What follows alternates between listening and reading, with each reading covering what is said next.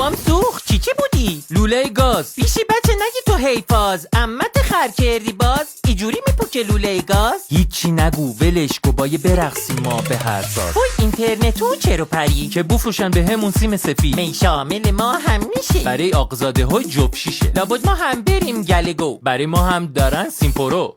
چیه ننه پولش چنه؟ بی فیلتره 5 تومنه. وای ننه قیامت کی میکنه از این حماقت؟ نون شب ما نداریم با یه بره ای هم بنالیم. نت زدن رو ماها بستن شدیم از مشکلات تابستن. همه کاسبیا به هم خورد. منم همین دارم میگم خب تازه روزی که نتو عادی بود بس شدنش مادی بود.